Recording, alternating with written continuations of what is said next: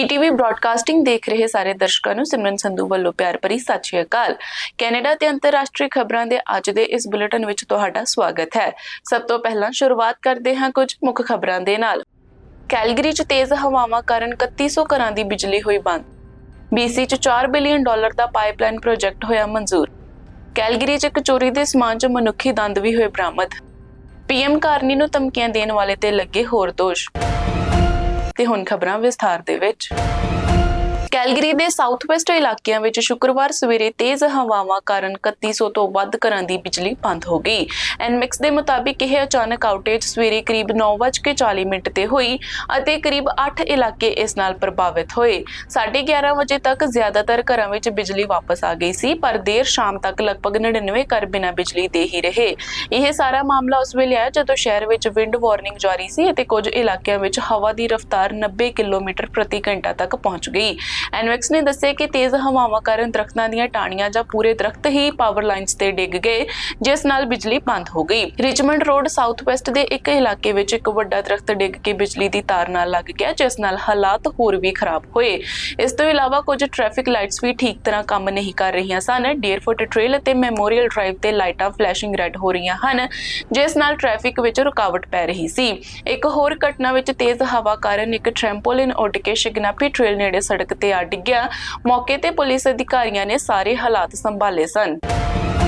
Canada ਦੀ federal ਸਰਕਾਰ ਨੇ British Columbia ਵਿੱਚ $4 ਬਿਲੀਅਨ ਦੇ ਸਨਰਾਈਜ਼ ਐਕਸਪੈਂਸ਼ਨ ਪ੍ਰੋਗਰਾਮ ਨੂੰ ਮਨਜ਼ੂਰੀ ਦੇ ਦਿੱਤੀ ਹੈ। ਇਹ ਜਾਣਕਾਰੀ ਐਨਰਜੀ ਮਿਨਿਸਟਰ ਟਿਮ ਹੌਟਸਨ ਨੇ ਸ਼ੁੱਕਰਵਾਰ ਨੂੰ ਦਿੱਤੀ। ਇਹ ਪ੍ਰੋਜੈਕਟ ਐਨਬ੍ਰਿਜ ਵੱਲੋਂ ਕੀਤਾ ਜਾ ਰਿਹਾ ਹੈ, ਜਿਸ ਵਿੱਚ 139 ਕਿਲੋਮੀਟਰ ਲੰਬੀ ਨਵੀਂ ਪਾਈਪਲਾਈਨ ਬਣਾਈ ਜਾਵੇਗੀ। ਇਸ ਨਾਲ ਕੁਦਰਤੀ ਗੈਸ ਦੀ ਕੈਪੈਸਿਟੀ ਵਿੱਚ ਵਾਧਾ ਹੋਵੇਗਾ ਤੇ LNG ਦੀ ਸਪਲਾਈ ਵੀ ਵਧੇਗੀ। ਸਰਕਾਰ ਦੇ ਮੁਤਾਬਿਕ ਇਸ ਪ੍ਰੋਜੈਕਟ ਨਾਲ $700 ਮਿਲੀਅਨ ਤੋਂ ਵੱਧ ਟੈਕਸ ਰੈਵਨਿਊ ਆ ਸਕਦਾ ਹੈ। ਨਾਲ ਹੀ ਪਾਈਪਲਾਈਨ ਅਮਰੀਕਾ ਦੀ ਸਰਹੱਦ ਤੱਕ ਗੈਸ ਪਹੁੰਚਾਉਣ ਵਿੱਚ ਮਦਦ ਕਰੇਗੀ। ਐਨਬ੍ਰਿਜ ਦਾ ਵੈਸਟ ਕੋਸਟ ਪਾਈਪਲਾਈਨ ਸਿਸਟਮ ਪਹਿਲਾਂ ਹੀ ਕਰੀਬ 2900 ਕਿਲੋਮੀਟਰ ਲੰਬਾ ਹੈ ਅਤੇ ਇਹ ਹਰ ਰੋਜ਼ 3.6 billion cubic feet gas supply ਕਰਦਾ ਹੈ। ਮਿਨਿਸਟਰ ਟਿਮ ਨੇ ਕਿਹਾ ਹੈ ਕਿ ਇਸ ਪ੍ਰੋਜੈਕਟ ਨਾਲ ਘਰਾਂ, ਹਸਪੀਟਲਸ, ਸਕੂਲਸ ਅਤੇ ਬਿਜ਼ਨਸਾਂ ਨੂੰ ਹੋਰ એનર્ਜੀ ਮਿਲੇਗੀ ਅਤੇ ਹਜ਼ਾਰਾਂ ਨੌਕਰੀਆਂ ਬਣਨਗੀਆਂ। BC ਦੇ ਪ੍ਰੀਮੀਅਰ ਡੇਵਿਡ ਐਬੀ ਨੇ ਕਿਹਾ ਹੈ ਕਿ ਇਸ ਨੂੰ ਸੂਬੇ ਦੀ ਅਰਥ ਵਿਵਸਥਾ ਲਈ ਚੰਗੀ ਖਬਰ ਦੱਸਿਆ। ਕੰਪਨੀ ਦੇ ਮੁਤਾਬਿਕ ਇਸ ਪ੍ਰੋਜੈਕਟ ਨਾਲ ਕੈਨੇਡਾ ਦੀ ਇਕਨੋਮੀ ਨੂੰ $3 ਬਿਲੀਅਨ ਤੋਂ ਵੱਧ ਫਾਇਦਾ ਹੋਵੇਗਾ ਅਤੇ ਕੰਸਟਰਕਸ਼ਨ ਦੌਰਾਨ ਕਰੀਬ 2500 ਲੋਕਾਂ ਨੂੰ ਕੰਮ ਮਿਲੇਗਾ, ਜਿਸ ਵਿੱਚ ਲੋਕਲ ਅਤੇ ਇੰਡੀਜੀਨੀਅਸ ਕਮਿਊਨਿਟੀਜ਼ ਵੀ ਸ਼ਾਮਲ ਹਨ। ਕੰਮ ਇਸ ਸਾਲ ਦੀ ਗਰਮੀ ਵਿੱਚ ਸ਼ੁਰੂ ਹੋਣ ਦੀ ਉਮੀਦ ਹੈ ਅਤੇ 2028 ਦੇ ਅਖੀਰ ਤੱਕ ਇਹ ਪਾਈਪਲਾਈਨ ਚੱਲਣ ਲੱਗੇਗੀ। ਹਾਲਾਂਕਿ ਇਨਵਾਇਰਨਮੈਂਟ ਆਰਗੇਨਾਈਜੇਸ਼ਨ ਇਨਵਾਇਰਨਮੈਂਟਲ ਡਿਫੈਂਸ ਨੇ ਕਿਹਾ ਹੈ ਕਿ ਇਹ ਫੈਸਲਾ ਕਲਾਈਮੇਟ ਲਈ ਨੁਕਸਾਨਦਾਇਕ ਹੈ ਤੇ ਇਸ ਨਾਲ ਐਮਿਸ਼ਨਸ ਵਧਣਗੀਆਂ। ਕੈਲਗਰੀ ਪੁਲਿਸ ਨੇ ਦੱਸਿਆ ਕਿ ਇਸ ਸਾਲ ਦੀ ਸ਼ੁਰੂਆਤ ਵਿੱਚ ਕੀਤੀ ਗਈ ਜਾਂਚ ਦੌਰਾਨ ਚੋਰੀ ਕੀਤਾ ਸਮਾਨ ਬਰਾਮਦ ਕੀਤਾ ਗਿਆ, ਜਿਸ ਵਿੱਚ ਮਨੁੱਖੀ ਦੰਦ ਵੀ ਸ਼ਾਮਲ ਹਨ। ਪੁਲਿਸ ਮੁਤਾਬਿਕ 5 ਜਨਵਰੀ ਤੋਂ 26 ਜਨਵਰੀ ਦਰਮਿਆਨ ਵਿਸਟਾ ਹਾਈਟਸ ਇਲਾਕੇ ਵਿੱਚ 4 ਕਾਰੋਬਾਰਾਂ ਵਿੱਚ ਤੋੜ-ਭੰਨ ਹੋਏ ਅਤੇ ਵੱਡੀ ਮਾਤਰਾ ਵਿੱਚ ਸਮਾਨ ਚੋਰੀ ਕੀਤਾ ਗਿਆ। ਇਸ ਤੋਂ ਬਾਅਦ ਪੁਲਿਸ ਨੇ 17 ਐਵਨਿਊ ਸਾਊਥ ਵੈਸਟ ਦੇ 600 ਅਤੇ 1000 ਬਲਾਕ ਵਿੱਚ 2 ਘਰਾਂ ਅਤੇ 2 ਵਾਹਨਾਂ ਤੇ ਸਰਚ ਵਾਰੰਟ ਲਗਾਏ। ਰੇਡ ਦੌਰਾਨ ਪੁਲਿਸ ਨੂੰ ਰੇਅਰ ਕਾਇਨਸ, ਲੈਪਟਾਪਸ ਅਤੇ ਮਨੁੱਖੀ ਦੰਦ ਮਿਲੇ, ਜਿਨ੍ਹਾਂ ਵਿੱਚੋਂ ਕੀਮਤੀ ਧਾਤੂ ਪਹਿਲਾਂ ਹੀ ਕੱਢੇ ਜਾ ਚੁੱਕੇ ਸਨ। ਬਰਾਮਦ ਕੀਤੇ ਸਮਾਨ ਦੀ ਕੀਮਤ ਕਰੀਬ $34,915 ਦੱਸੀ ਜਾ ਰਹੀ ਹੈ, ਜਦਕਿ ਕੁੱਲ ਚੋਰੀ ਹੋਇਆ ਸਮਾਨ $2,30,000 ਤੋਂ ਵੱਧ ਦਾ ਮੰਨਿਆ ਜਾ ਰਿਹਾ ਹੈ।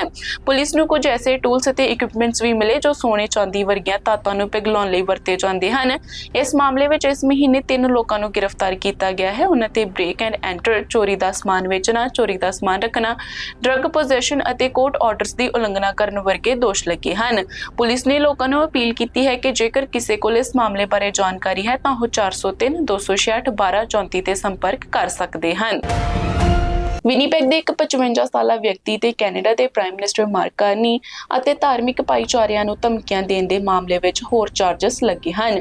RCMP ਦੀ ਜਾਂਚ ਇਸ ਸਾਲ ਦੀ ਸ਼ੁਰੂਆਤ ਵਿੱਚ ਸ਼ੁਰੂ ਹੋਈ ਸੀ, ਜਦੋਂ ਪੁਲਿਸ ਨੂੰ ਪਤਾ ਲੱਗਿਆ ਸੀ ਕਿ ਇੱਕ ਆਦਮੀ ਸੋਸ਼ਲ ਮੀਡੀਆ ਤੇ ਮਾਰਕ ਕਾਰਨੀ ਖਿਲਾਫ ਧਮਕੀਆਂ ਦੇ ਰਿਹਾ ਸੀ ਅਤੇ ਯਹੂਦੀ ਅਤੇ ਮੁਸਲਿਮ ਕਮਿਊਨਿਟੀਜ਼ ਵਿਰੁੱਧ ਨਫ਼ਰਤ ਭੜਕਾਉਣ ਵਾਲੀਆਂ ਪੋਸਟਾਂ ਕਰ ਰਿਹਾ ਸੀ। ਪੁਲਿਸ ਨੇ ਫਰਵਰੀ ਵਿੱਚ ਉਸ ਵਿਅਕਤੀ ਨੂੰ ਗ੍ਰਿਫਤਾਰ ਕੀਤਾ ਸੀ। ਹੁਣ ਜੇਸਨ ਪਾਲ ਰਿੰਡੇਲ ਖਿਲਾਫ ਹੋਰ ਗੰਭੀਰ ਦੋਸ਼ ਲਗਾਏ ਗਏ ਹਨ, ਜਿਨ੍ਹਾਂ ਵਿੱਚ ਜੈਨੋਸਾਈਡਸ ਨੂੰ ਉਕਸਾਉਣਾ, ਨਫ਼ਰਤ ਫੈਲਾਉਣਾ ਅਤੇ ਪ੍ਰਧਾਨ ਮੰਤਰੀ ਨੂੰ ਮੌਤ ਦੀ ਧਮਕੀ ਦੇਣਾ ਸ਼ਾਮਲ ਹੈ।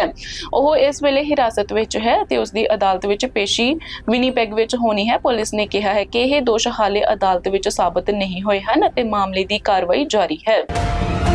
ਅਮਰੀਕਾ ਦੇ ਰਾਸ਼ਟਰਪਤੀ ਡੋਨਾਲਡ ਟਰੰਪ ਵੱਲੋਂ ਭਾਰਤ ਬਾਰੇ ਕੀਤੇ ਗਏ ਹੱਲ ਹੋਲ ਵਾਲੇ ਕਮੈਂਟ ਤੇ ਭਾਰਤ ਨੇ ਕੜੀ ਨਾਰਾਜ਼ਗੀ ਜਤਾਈ ਹੈ। ਦਰਅਸਲ ਟਰੰਪ ਨੇ ਸੋਸ਼ਲ ਮੀਡੀਆ ਤੇ ਇੱਕ ਪੋਸਟ ਸ਼ੇਅਰ ਕੀਤੀ ਜਿਸ ਵਿੱਚ ਕਿਹਾ ਗਿਆ ਕਿ ਅਮਰੀਕਾ ਵਿੱਚ ਜਨਮ ਲੈਣ ਵਾਲਾ ਬੱਚਾ ਤੁਰੰਤ ਨਾਗਰਿਕ ਬਣ ਜਾਂਦਾ ਹੈ ਅਤੇ ਫਿਰ ਆਪਣਾ ਪਰਿਵਾਰ ਭਾਰਤ ਜਾਂ ਚਾਈਨਾ ਵਰਗੇ ਦੇਸ਼ਾਂ ਤੋਂ ਲਿਆਉਂਦਾ ਹੈ। ਇਸ ਪੋਸਟ ਵਿੱਚ ਭਾਰਤ ਲਈ ਗਲਤ ਅਤੇ ਅਪਮਾਨਜਨਕ ਸ਼ਬਦ ਵਰਤੇ ਗਏ। ਭਾਰਤ ਦੇ ਵਿਦੇਸ਼ ਮੰਤਰਾਲੇ ਦੇ ਬੁਲਾਰੇ ਰਣਧੀਰ ਜਸਵਾਲ ਨੇ ਇਸ ਤੇ ਪ੍ਰਤੀਕਿਰਿਆ ਦਿੰਦੇ ਹੋਏ ਕਿਹਾ ਕਿ ਇਹ ਬਿਆਨ ਗਲਤ ਜਾਣਕਾਰੀ ਤੇ ਆਧਾਰਿਤ ਗਲਤ ਅਤੇ ਬੇਅਦਬੀ ਭਰਿਆ ਹੈ।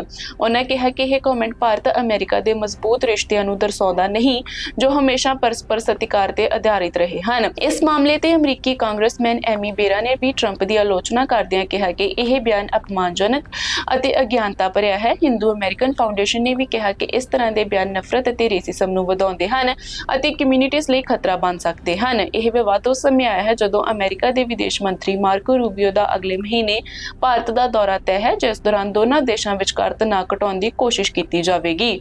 ਮਾਹਿਰਾਂ ਦੇ ਮੁਤਾਬਿਕ ਇਹ ਬਿਆਨ ਭਾਰਤ ਅਮਰੀਕਾ ਰਿਸ਼ਤਿਆਂ ਵਿੱਚ ਤਣਾਅ ਵਧਾ ਸਕਦਾ ਹੈ, ਜਦਕਿ ਦੋਵੇਂ ਦੇਸ਼ ਕਈ ਸਾਲਾਂ ਤੋਂ ਮਜ਼ਬੂਤ ਸਾਥੀ ਰਹੇ ਹਨ। ਐਡਮਿੰਟਨ ਦੇ ਵੈਸਟ ਹਿੱਸੇ ਵਿੱਚ LRT ਯਾਨੀ ਕਿ ਲਾਈਟ ਰੇਲ ਟ੍ਰਾਂਜ਼ਿਟ ਦੇ ਕੰਮ ਕਾਰਨ ਇਸ ਸਾਲ ਦੇ ਅੰਤ ਤੱਕ ਟ੍ਰੈਫਿਕ ਤੇ ਵੱਡਾ ਅਸਰ ਪੈਣ ਦੀ ਸੰਭਾਵਨਾ ਹੈ। ਇਹ ਜਾਣਕਾਰੀ ਸ਼ੁੱਕਰਵਾਰ ਨੂੰ ਸਿਟੀ ਪ੍ਰਸ਼ਾਸਨ ਵੱਲੋਂ ਦਿੱਤੀ ਗਈ। ਇਹ ਕੰਮ ਜ਼ਿਆਦਾਤਰ ਵੈਸਟ ਐਡਮਿੰਟਨ ਮਾਲ ਦੇ ਆਲੇ-ਦੁਆਲੇ ਹੋਵੇਗਾ, ਜਿੱਥੇ ਅਗਲੇ ਹਫ਼ਤੇ 178 ਸਟਰੀਟ ਅਤੇ 87 ਐਵਨਿਊ ਦੇ ਚੌਰਾਹੇ ਤੇ ਲੇਨਸ ਕੱਟ ਕੀਤੀਆਂ ਜਾਣਗੀਆਂ। ਇਸ ਤੋਂ ਬਾਅਦ ਅਗਲੇ ਹਫ਼ਤੇ 170 ਸਟਰੀਟ ਅਤੇ 87 ਐਵਨਿਊ ਤੇ ਵੀ ਇਹੀ ਹਾਲਾਤ ਹੋਣਗੇ। ਸਿਟੀ ਦੇ ਮੁਤਾਬਿਕ 87 ਐਵਨਿਊ ਤੇ ਕੁਝ ਹਿੱਸਿਆਂ ਤੇ ਸੜਕ ਇੱਕ ਲੇਨ ਘਟਾ ਦਿੱਤੀ ਜਾਵੇਗੀ ਅਤੇ ਇਹ ਪਾਬੰਦੀਆਂ 2026 ਦੇ ਅੰਤ ਤੱਕ ਜਾਰੀ ਰਹਿਣਗੀਆਂ। ਇਹ ਲੇਨ ਰਿਡਕਸ਼ਨ ਸੋਮਵਾਰ ਤੋਂ ਸ਼ੁਰੂ ਹੋਣਗੀਆਂ ਤੇ ਵੱਖ-ਵੱਖ ਪੜਾਵਾਂ ਵਿੱਚ ਲਾਗੂ ਕੀਤੀਆਂ ਜਾਣਗੀਆਂ। ਸ਼ਹਿਰ ਨੇ ਕਿਹਾ ਕਿ ਉਹ ਜਾਣਦੇ ਹਨ ਕਿ ਇਹ ਕੰਮ ਲੋਕਾਂ ਲਈ ਔਖਾ ਅਤੇ ਪਰੇਸ਼ਾਨੀ ਵਾਲਾ ਹੋ ਸਕਦਾ ਹੈ, ਪਰ ਇਹ ਪ੍ਰੋਜੈਕਟ ਸ਼ਹਿਰ ਲਈ ਬਹੁਤ ਮਹੱਤਵਪੂਰਨ ਹੈ।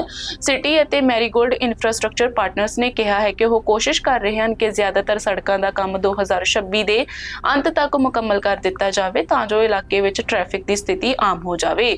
ਅਧਿਕਾਰੀਆਂ ਨੇ ਲੋਕਾਂ ਨੂੰ ਧੀਰਜ ਰੱਖਣ ਅਤੇ ਟ੍ਰੈਫਿਕ ਡਾਇਵਰਸ਼ਨ ਨੂੰ ਫਾਲੋ ਕਰਨ ਦੀ ਅਪੀਲ ਕੀਤੀ ਹੈ ਕਿਉਂਕਿ ਇਹ ਪ੍ਰੋਜੈਕਟ ਭਵਿੱਖ ਵਿੱਚ ਸ਼ਹਿਰ ਦੀ ਆਵਾਜਾਈ ਨੂੰ ਬਿਹਤਰ ਬਣਾਉਣ ਲਈ ਬਣਾਇਆ ਗਿਆ ਹੈ। ਕੈਨੇਡਾ ਦੀ ਫੈਡਰਲ ਸਰਕਾਰ ਨੇ 2025-2026 ਦੇ ਫਿਸਕਲ ਸਾਲ ਦੇ ਅਪ੍ਰੈਲ ਤੋਂ ਫਰਵਰੀ ਤੱਕ ਦੇ ਸਮੇਂ ਲਈ $25.5 ਬਿਲੀਅਨ ਦਾ ਬਜਟ ਘਾਟਾ ਦਰਜ ਕੀਤਾ ਹੈ। ਡਿਪਾਰਟਮੈਂਟ ਆਫ ਫਾਈਨੈਂਸ ਕੈਨੇਡਾ ਵੱਲੋਂ ਜਾਰੀ ਕੀਤੀ ਗਈ ਮੰਥਲੀ ਫਿਸਕਲ ਰਿਪੋਰਟ ਮੁਤਾਬਿਕ ਪਿਛਲੇ ਸਾਲ ਇਸ ਸਮੇਂ ਦੌਰਾਨ ਇਹ ਘਾਟਾ $19.3 ਬਿਲੀਅਨ ਸੀ। ਇਸ ਦਾ ਮਤਲਬ ਹੈ ਕਿ ਇਸ ਸਾਲ ਘਾਟੇ ਵਿੱਚ ਵਾਧਾ ਹੋਇਆ ਹੈ। ਰਿਪੋਰਟ ਅਨੁਸਾਰ ਸਰਕਾਰ ਦੀ ਕੁੱਲ ਆਮਦਨ 11 ਮਹੀਨਿਆਂ ਵਿੱਚ $453.2 ਬਿਲੀਅਨ ਰਹੀ, ਜੋ ਪਿਛਲੇ ਸਾਲ ਦੇ $449.8 ਬਿਲੀਅਨ ਨਾਲੋਂ 0.8% ਵੱਧ ਹੈ। ਦੂਜੇ ਪਾਸੇ ਸਰਕਾਰੀ ਪ੍ਰੋਗਰਾਮਾਂ ਤੇ ਖਰਚ $424.9 ਬਿਲੀਅਨ ਰਿਹਾ, ਜੋ ਪਿਛਲੇ ਸਾਲ ਦੇ $416.1 ਬਿਲੀਅਨ ਨਾਲੋਂ 2.1% ਜ਼ਿਆਦਾ ਹੈ। ਇਸ ਦਾ ਮਤਲਬ ਹੈ ਕਿ ਖਰਚੇ ਆਮਦਨ ਨਾਲੋਂ ਤੇਜ਼ੀ ਨਾਲ ਵਧ ਰਹੇ ਹਨ। ਪਬਲਿਕ ਡੈਟ ਚਾਰਜਸ $49.3 ਬਿਲੀਅਨ ਰਿਹਾ, ਜੋ ਲਗਭਗ ਪਿਛਲੇ ਸਾਲ ਦੇ ਬਰਾਬਰ ਹੈ। ਇਸ ਦੇ ਨਾਲ ਹੀ ਨੈਟ ਐਕਟੋਰੀਅਲ ਲਾਸਸ $4.6 ਬਿਲੀਅਨ ਦਰਜ ਕੀਤੇ ਗਏ, ਜੋ ਪਿਛਲੇ ਸਾਲ ਦੇ $3.7 ਬਿਲੀਅਨ ਨਾਲੋਂ ਵੱਧ ਹਨ। ਮਾਹਿਰਾਂ ਦੇ ਮੁਤਾਬਿਕ ਘਾਟੇ ਵਿੱਚ ਵਾਧਾ ਇਸ ਗੱਲ ਦਾ ਸੰਕੇਤ ਹੈ ਕਿ ਸਰਕਾਰ ਦੇ ਖਰਚੇ ਵਧ ਰਹੇ ਹਨ ਅਤੇ ਆਮਦਨ ਉਸ ਦੇ ਨਾਲ ਕਦਮ ਨਹੀਂ ਮਿਲਾ ਰਹੀ। ontario ਵਿੱਚ ਕਈ ਹਸਪਤਾਲਸ ਵੱਲੋਂ ਨੌਕਰੀਆਂ ਵਿੱਚ ਕਟੌਤੀ ਦਾ ਐਲਾਨ ਹੋ ਰਿਹਾ ਹਨ। ਇਹ ਕਦਮ ਇਸ ਲਈ ਚੁੱਕਿਆ ਜਾ ਰਿਹਾ ਹੈ ਕਿਉਂਕਿ ontario ਵਿੱਚ ਕਈ ਹਸਪਤਾਲਸ ਵਿੱਤੀ ਘਾਟੇ ਨਾਲ ਜੂਝ ਰਹੇ ਹਨ। ਹਾਲਾਂਕਿ ਸਰਕਾਰ ਨੇ ਇਸ ਸਾਲ ਹਸਪਤਾਲਸ ਲਈ $1.1 ਬਿਲੀਅਨ ਦਾ ਵਾਧੂ ਫੰਡ ਦਿੱਤਾ ਹੈ, ਪਰ ontario ਹਸਪਤਾਲ ਐਸੋਸੀਏਸ਼ਨ ਨੇ ਕਿਹਾ ਸੀ ਕਿ ਲੋੜ ਇਸ ਤੋਂ ਦੁੱਗਣੀ ਤੋਂ ਵੀ ਵੱਧ ਹੈ। ਇਸ ਵੇਲੇ 70% ਤੋਂ ਵੱਧ ਹਸਪਤਾਲ ਘਾਟੇ ਦੀ ਸੰਭਾਵਨਾ ਜਤਾ ਰਹੇ ਹਨ ਅਤੇ ਕੁਝ ਆਪਣੇ ਰਿਜ਼ਰਵ ਪੈਸਿਆਂ ਨਾਲ ਖਰਚੇ ਚਲਾ ਰਹੇ ਹਨ। ਸਭ ਤੋਂ ਪਹਿਲਾ ਐਲਾਨ ਦਾ ਹਸਪਤਾਲ ਵੱਲੋਂ ਆਇਆ ਹੈ। ਹਸਪਤਾਲ ਨੇ ਕਿਹਾ ਕਿ ਵਿੱਤੀ ਮੁਸ਼ਕਲਾਂ ਨੂੰ ਸੰਭਾਲਣ ਲਈ ਉਹ ਪਹਿਲਾਂ ਹੀ ਅਰਲੀ ਰਿਟਾਇਰਮੈਂਟ ਦੀ ਪੇਸ਼ਕਸ਼ ਕਰ ਚੁੱਕਾ ਹੈ, ਖਾਲੀ ਅਸਾਮੀਆਂ ਨੂੰ ਨਹੀਂ ਭਰ ਰਿਹਾ, ਟਰੈਵਲ ਖਰਚੇ ਘਟਾ ਦਿੱਤੇ ਹਨ ਅਤੇ ਸਸਤੇ ਬੈਨੀਫਿਟ ਪਲਾਨ ਲਾਗੂ ਕੀਤੇ ਗਏ ਹਨ। ਇਸ ਦੇ ਬਾਵਜੂਦ ਹਸਪਤਾਲ ਨੇ ਕਿਹਾ ਹੈ ਕਿ ਆਉਣ ਵਾਲੇ ਮਹੀਨਿਆਂ ਵਿੱਚ ਲਗਭਗ 3% ਦੀ ਵਰਕਫੋਰਸ ਵਿੱਚ ਕਟੌਤੀ ਵੀ ਕਰਨੀ ਪਵੇਗੀ। ਲੰਡਨ ਹੈਲਥ ਸਾਇੰਸਜ਼ ਸੈਂਟਰ ਨੇ ਵੀ ਨਰਸਿੰਗ ਪੋਜੀਸ਼ਨਾਂ ਵਿੱਚ ਕਟੌਤੀ ਕਰਨ ਦਾ ਐਲਾਨ ਕੀਤਾ ਹੈ। ਸਥਾਨਕ ਰਿਪੋਰਟਾਂ ਮੁਤਾਬਿਕ 200 ਤੋਂ ਵੱਧ ਨੌਕਰੀਆਂ ਘਟਾਈਆਂ ਜਾਣਗੀਆਂ। ਇਸੇ ਤਰ੍ਹਾਂ ਚੈਂਟਮ ਕੈਂਟ ਹੈਲਥ ਅਲਾਇੰਸ ਨੇ 49 ਅਸਾਮੀਆਂ ਘਟਾਉਣ ਦੀ ਯੋਜਨਾ ਬਣਾਈ ਹੈ। ontario ਨਰਸਸ ਐਸੋਸੀਏਸ਼ਨ ਦੀ ਪ੍ਰਧਾਨ ਐਰਿਕ ਅਰਿਸ ਨੇ ਕਿਹਾ ਹੈ ਕਿ ਨਰਸਾਂ ਤੇ ਇਸ ਦਾ ਸਭ ਤੋਂ ਵੱਧ ਅਸਰ ਪੈਂਦਾ ਹੈ। ਇਸ ਦੇ ਨਾਲ ਹੀ ਸਰਕਾਰ ਵੱਲੋਂ ਕਿਹਾ ਗਿਆ ਹੈ ਕਿ ਇਹ ਬਦਲਾਅ ਮਰੀਜ਼ਾਂ ਦੀ ਸੇਵਾ ਜਾਂ ਉਪਲਬਧਤਾ ਤੇ ਅਸਰ ਨਹੀਂ ਪਾਉਣਗੇ, ਪਰ ਆਲੋਚਕਾਂ ਦਾ ਕਹਿਣਾ ਹੈ ਕਿ ਹਕੀਕਤ ਵਿੱਚ ਇਸ ਦਾ ਪ੍ਰਭਾਵ ਲੋਕਾਂ ਨੂੰ ਹੀ ਮਹਿਸੂਸ ਕਰਨਾ ਪਵੇਗਾ। ਅਲਬਰਟਾ ਦੀ ਸਰਕਾਰ ਨੇ ਇੱਕ ਵੱਡਾ ਫੈਸਲਾ ਕਰਦੇ ਹੋਏ ਬ੍ਰੈਸਟ ਕੈਂਸਰ ਸਕਰੀਨਿੰਗ ਲਈ ਉਮਰ ਸੀਮਾ ਘਟਾ ਦਿੱਤੀ ਹੈ। ਹੁਣ 40 ਸਾਲ ਦੀ ਉਮਰ ਤੋਂ ਹੀ ਲੋਕ ਸਰਕਾਰੀ ਫੰਡ ਨਾਲ ਮੈਮੋਗ੍ਰਾਮ ਕਰਵਾ ਸਕਣਗੇ। ਹੈਲਥ ਮਿਨਿਸਟਰ ਐਂਡਰੀਅਨ ਲਾਗਰੇਂਜ ਨੇ ਕਿਹਾ ਹੈ ਕਿ ਇਹ ਫੈਸਲਾ ਵਿਗਿਆਨਕ ਸਬੂਤਾਂ ਤੇ ਆਧਾਰਿਤ ਹੈ ਜੋ ਦੱਸਦੇ ਹਨ ਕਿ ਜਲਦੀ ਪਹਿਚਾਣ ਨਾਲ ਬਚਣ ਦੀ ਸੰਭਾਵਨਾ ਕਾਫੀ ਵੱਧ ਜਾਂਦੀ ਹੈ। ਸਰਕਾਰ ਦਾ ਕਹਿਣਾ ਹੈ ਕਿ ਇਸ ਬਦਲਾਅ ਨਾਲ ਲਗਭਗ 1,93,000 ਹੋਰ ਅਲਬਰਟਾ ਵਾਸੀ ਬ੍ਰੈਸਟ ਕੈਂਸਰ ਸਕਰੀਨਿੰਗ ਲਈ ਯੋਗ ਹੋ ਜਾਣਗੇ। ਇਹ ਨਵੀਂ ਪ੍ਰਣਾਲੀ ਹੌਲੀ-ਹੌਲੀ ਲਾਗੂ ਕੀਤੀ ਜਾਵੇਗੀ ਅਤੇ ਅਗਲੇ ਸਾਲ ਤੱਕ ਪੂਰੀ ਤਰ੍ਹਾਂ ਲਾਗੂ ਹੋਣ ਦੀ ਉਮੀਦ ਹੈ। ਨਵੀਂ ਯੋਜਨਾ ਮੁਤਾਬਿਕ 40 ਤੋਂ 44 ਸਾਲ ਦੀ ਉਮਰ ਵਾਲੇ ਲੋਕ ਇੱਕ ਵਾਰੀ ਡਾਕਟਰ ਦੀ ਰੈਫਰਲ ਨਾਲ ਮੁਫਤ ਮੈਮੋਗ੍ਰਾਮ ਕਰਵਾ ਸਕਣਗੇ। ਫਿਲਹਾਲ 45 ਸਾਲ ਤੋਂ ਉੱਪਰ ਵਾਲਿਆਂ ਲਈ ਸੈਲਫ ਰੈਫਰਲ ਰਾਹੀਂ ਮੁਫਤ ਮੈਮੋਗ੍ਰਾਮ ਦੀ ਸਹੂਲਤ ਮੌਜੂਦ ਹੈ। ਸਰਕਾਰ ਦਾ ਅੰਦਾਜ਼ਾ ਹੈ ਕਿ ਇਸ ਬਦਲਾਅ ਨਾਲ ਹੋਰ ਵੱਡੀ ਗਿਣਤੀ ਵਿੱਚ ਲੋਕ ਸਕਰੀਨਿੰਗ ਕਰਵਾਉਣਗੇ। ਹੈਲਥ ਮਿਨਿਸਟਰ ਨੇ ਕਿਹਾ ਹੈ ਕਿ ਜੇ ਬਿਮਾਰੀ ਨੂੰ ਸ਼ੁਰੂ ਵਿੱਚ ਹੀ ਫੜ ਲਿਆ ਜਾਵੇ ਤਾਂ ਬਚਣ ਦੀ ਸੰਭਾਵਨਾ 90% ਤੋਂ ਵੀ ਵੱਧ ਹੋ ਸਕਦੀ ਹੈ। ਇਸ ਲਈ ਸਰਕਾਰ ਅਰਲੀ ਸਕਰੀਨਿੰਗ ਨੂੰ ਬਹੁਤ ਮਹੱਤਵ ਦੇ ਰਹੀ ਹੈ। ਕਿਊਬਿਕ ਦੀ ਸਿਟੀ ਗੈਟਿਨੋ ਵਿੱਚ ਇੱਕ ਬਾਰ ਤੇ ਹੋਈ ਗੋਲੀਬਾਰੀ ਦੌਰਾਨ ਇੱਕ ਵਿਅਕਤੀ ਦੀ ਮੌਤ ਹੋ ਗਈ। ਪੁਲਿਸ ਮੁਤਾਬਿਕ ਵੀਰਵਾਰ ਰਾਤ ਕਰੀਬ 11:30 ਵਜੇ ਲੈਕ ਬੁਸ਼ਾਂਪ ਡਿਸਟ੍ਰਿਕਟ ਮੇਨ ਸਟਰੀਟ ਤੇ ਸਥਿਤ ਇੱਕ ਕਾਰੋਬਾਰ ਅੰਦਰ ਗੋਲੀਬਾਰੀ ਦੀ ਸੂਚਨਾ ਮਿਲੀ ਸੀ। ਜਦੋਂ ਪੁਲਿਸ ਮੌਕੇ ਤੇ ਪਹੁੰਚੀ ਤਾਂ ਇੱਕ ਵਿਅਕਤੀ ਗੰਭੀਰ ਜ਼ਖਮੀ ਹਾਲਤ ਵਿੱਚ ਮਿਲਿਆ, ਜਿਸ ਨੂੰ ਬਾਅਦ ਵਿੱਚ ਮ੍ਰਿਤਕ ਐਲਾਨ ਕਰ ਦਿੱਤਾ ਗਿਆ। ਪੁਲਿਸ ਨੇ ਦੱਸਿਆ ਕਿ ਮਾਮਲੇ ਦੀ ਜਾਂਚ ਸ਼ੁਰੂ ਕਰ ਦਿੱਤੀ ਗਈ ਹੈ ਤੇ ਗੋਲੀਬਾਰੀ ਦੇ ਕਾਰਨਾਂ ਦੀ ਪੜਤਾਲ ਕੀਤੀ ਜਾ ਰਹੀ ਹੈ। ਸ਼ੁੱਕਰਵਾਰ ਸਵੇਰੇ ਮੌਕੇ ਤੇ ਬਾਰ ਦੇ ਬਾਹਰ ਪੁਲਿਸ ਟੇਪ ਲਗਾਈ ਹੋਈ ਸੀ ਤੇ ਸਬੂਤ ਇਕੱਠੇ ਕਰਨ ਲਈ ਨਿਸ਼ਾਨ ਲਗਾਏ ਗਏ ਸਨ। ਇਹ ਘਟਨਾ 1277 ਵਿੱਚ ਹੋਈ ਦੱਸੀ ਜਾ ਰਹੀ ਹੈ। ਪੁਲਿਸ ਨੇ ਲੋਕਾਂ ਨੂੰ ਅਪੀਲ ਕੀਤੀ ਹੈ ਕਿ ਜੇਕਰ ਕਿਸੇ ਕੋਲ ਇਸ ਘਟਨਾ ਬਾਰੇ ਜਾਣਕਾਰੀ ਹੈ ਤਾਂ 819 243 4636 ਤੇ ਸੰਪਰਕ ਕੀਤਾ ਜਾਵੇ।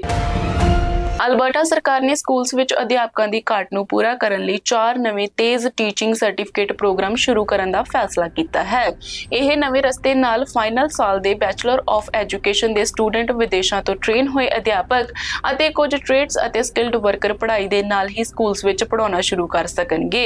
ਸਿੱਖਿਆ ਮੰਤਰੀ ਡਿਮਿਟਰੀਸ ਨਿਕੋਲਟਸ ਨੇ ਕਿਹਾ ਹੈ ਕਿ ਵਿਦਿਆਰਥੀਆਂ ਦੀ ਵੱਧ ਰਹੀ ਗਿਣਤੀ ਕਾਰਨ ਸਕੂਲਸ ਤੇ ਦਬਾਅ ਵੱਧ ਗਿਆ ਹੈ, ਇਸ ਲਈ ਜਲਦੀ ਯੋਗ ਅਧਿਆਪਕ ਲਿਆਉਣ ਦੀ ਲੋੜ ਹੈ। ਨਵੀਂ ਯੋਜਨਾ ਅਨੁਸਾਰ ਫਾਈਨਲ ਸਾਲ ਦੇ ਬੀਐਡ ਵਿਦਿਆਰਥੀ ਕੇਟ ਵਾਲੋ ਕਲਾਸਾਂ ਪੜ੍ਹਾ ਸਕਣਗੇ, ਪਰ ਉਹਨਾਂ ਨੂੰ ਆਪਣੀ ਪੜ੍ਹਾਈ ਵੀ ਜਾਰੀ ਰੱਖਣੀ ਪਵੇਗੀ। ਵਿਦੇਸ਼ੀ ਟ੍ਰੇਨਡ ਅਧਿਆਪਕਾਂ ਨੂੰ ਵੀ ਸ਼ਰਤਾਂ ਪੂਰੀਆਂ ਕਰਨ ਤੇ ਕੰਡੀਸ਼ਨਲ ਸਰਟੀਫਿਕੇਟ ਮਿਲੇਗਾ, ਜਿਸ ਨਾਲ ਉਹ ਪੜ੍ਹਾ ਸਕਣਗੇ ਅਤੇ ਨਾਲ ਹੀ ਆਪਣੀ ਯੋਗਤਾ ਪੂਰੀ ਕਰਨੀ ਪਵੇਗੀ। ਇਸ ਤੋਂ ਇਲਾਵਾ ਟ੍ਰੇਡਸ ਅਤੇ ਹੋਰ ਸਕਿਲਡ ਵਰਕਰ ਆਪਣੇ ਖੇਤਰ ਦੇ ਅਨੁਸਾਰ ਗ੍ਰੇਡ 7 ਤੋਂ 12 ਤੱਕ ਪੜ੍ਹਾ ਸਕਣਗੇ, ਪਰ ਉਹਨਾਂ ਨੂੰ ਟੀਚਰ ਪ੍ਰੈਪਰੇਸ਼ਨ ਟ੍ਰੇਨਿੰਗ ਪੂਰੀ ਕਰਨੀ ਪਵੇਗੀ। ਇਹ ਨਵੇਂ ਪ੍ਰੋਗਰਾਮ ਜੂਨ ਤੋਂ ਸ਼ੁਰੂ ਹੋਣਗੇ ਤੇ 2026 ਤੱਕ ਪੂਰੀ ਤਰ੍ਹਾਂ ਲਾਗੂ ਹੋ ਸਕਦੇ ਹਨ। ਇਹ ਫੈਸਲਾ 2025 ਦੀ ਟੀਚਰ ਸਟ੍ਰਾਈਕ ਤੋਂ ਬਾਅਦ ਆਇਆ ਹੈ, ਜਦੋਂ ਸਰਕਾਰ ਨੇ 3 ਸਾਲਾਂ ਵਿੱਚ 3000 ਨਵੇਂ ਅਧਿਆਪਕ ਭਰਤੀ ਕਰਨ ਦਾ ਦਾਅਵਾ ਕੀਤਾ ਸੀ। ਸਰਕਾਰ ਦਾ ਕਹਿਣਾ ਹੈ ਕਿ ਇਹ ਸਾਰੇ ਨਵੇਂ ਅਧਿਆਪਕ ਮੌਜੂਦਾ ਕਲੈਕਟਿਵ ਬਾਰਗੇਨਿੰਗ ਐਗਰੀਮੈਂਟ ਹੇਠ ਹੀ ਆਉਣਗੇ। ਕਿਊਬਿਕ ਦੇ ਐਮਪੀ ਅਲੈਗਜ਼ੈਂਡਰ ਬੋਲਰੇਸ ਕੈਨੇਡਾ ਦੀ ਫੈਡਰਲ ਪਾਰਲੀਮੈਂਟ ਛੱਡਣ ਅਤੇ ਐਨਡੀਪੀ ਪਾਰਟੀ ਨੂੰ ਛੱਡਣ ਦੀ ਯੋਜਨਾ ਬਣਾ ਰਹੇ ਹਨ। ਰਿਪੋਰਟ ਮੁਤਾਬਿਕ ਉਹ ਹੁਣ ਕਿਊਬਿਕ ਦੀ ਸੂਬਾਈ ਪਾਰਟੀ ਕਿਊਬਿਕ ਸੋਲੀਡਰ ਨਾਲ ਜੁੜ ਕੇ ਅਗਲੀ ਸੂਬਾਈ ਚੋਣ ਲੜ ਸਕਦੇ ਹਨ, ਜੋ ਕਿ ਅਗਲੇ ਸਾਲ ਅਕਤੂਬਰ ਤੱਕ ਹੋਣੀ ਹੈ। ਉਹ ਜਲਦੀ ਹੀ ਇੱਕ ਪ੍ਰੈਸ ਕਾਨਫਰੰਸ ਕਰਕੇ ਆਪਣਾ ਫੈਸਲਾ ਐਲਾਨ ਕਰਨਗੇ। ਜੇ ਉਹ ਅਸਤੀਫਾ ਦੇ ਦਿੰਦੇ ਹਨ ਤਾਂ ਫੈਡਰਲ ਐਨਡੀਪੀ ਕੋਲ ਸਿਰਫ 5 ਸੀਟਾਂ ਰਹਿ ਜਾਣਗੀਆਂ ਅਤੇ ਕਿਊਬਿਕ ਵਿੱਚ ਪਾਰਟੀ ਦਾ ਕੋਈ ਐਮਪੀ ਨਹੀਂ ਰਹੇਗਾ।